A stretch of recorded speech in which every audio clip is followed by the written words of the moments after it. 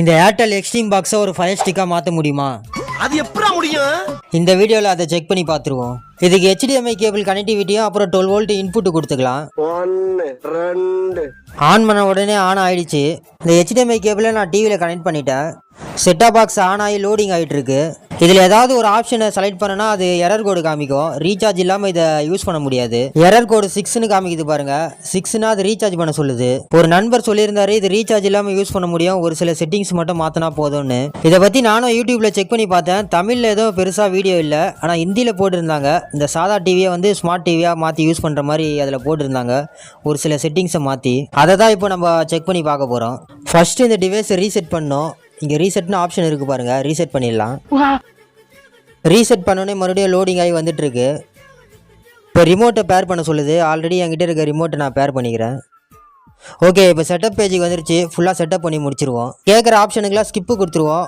தேவைன்னா உள்ளே போய் நம்ம ஆன் பண்ணிக்கலாம். இந்த ஒய்ஃபை மட்டும் பாஸ்வேர்டு போட்டு கனெக்ட் பண்ணிடலாம்.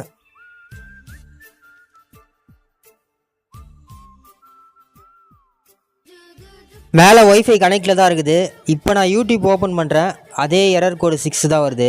இப்போ உள்ளே போய் செட்டிங்ஸை மாற்றி பார்ப்போம். மேலே டாப்பில் செட்டிங்ஸ் ஆப்ஷன் இருக்குது. அது உள்ளே போய் கீழே ஸ்க்ரோல் பண்ணோன்னா ஆண்ட்ராய்டு செட்டிங்ஸ்னு ஒரு ஆப்ஷன் இருக்கும். அது உள்ளே போயிட்டு ஆப்னு ஒரு ஆப்ஷன் இருக்குது. அது உள்ளே போனோன்னா சி த ஆல் ஆப்பு. அதை டச் பண்ணி உள்ளே போனோன்னா டிவியில் இருக்க மொத்த ஆண்ட்ராய்டு ஆப்பும் காட்டும். சிஸ்டம் ஆப்பு அப்புறம் நம்ம டவுன்லோட் பண்ணி வச்சுருக்கோம்ல அந்த ஆப் எல்லாமே காட்டும். இதில் ஒரு சில செட்டிங்ஸ்லாம் நம்ம டிசேபிள் பண்ணி வைக்கணும். அந்த வீடியோவில் காட்டின மாதிரி இந்த செட்டிங்ஸ்லாம் நான் டிசேபிள் பண்ணி வச்சுட்டேன். அவ்வளோதான், செட்டிங்ஸ்லாம் முடிஞ்சிருச்சு. இப்போ ப்ளே ஸ்டோரில் ஒரே ஒரு ஆப் மட்டும் டவுன்லோட் பண்ணோம். ஏன்னா அது வழியாக தான் யூடியூப் மற்ற பிளாட்ஃபார்ம்லாம் நம்மளால் அக்சஸ் பண்ண முடியும். பேக் வந்துட்டு மறுபடியும் நான் ப்ளே ஸ்டோர் ஓப்பன் பண்ணிக்கிறேன். ஓப்பன் ஆகிற மாதிரி ஆகுது, ஆனால் மறுபடியும் அந்த எரர் கோடு வருது.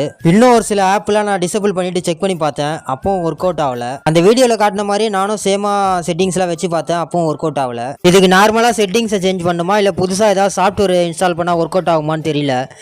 உங்களுக்கு யாராவது ஐடியா இருந்தால் கமெண்ட்டில் சொல்லுங்கள். நான் அதை செக் பண்ணி பார்த்துட்டு அப்டேட் பண்ணுறேன். மறக்காம சர்ப்ரைஸ் பண்ணுங்க.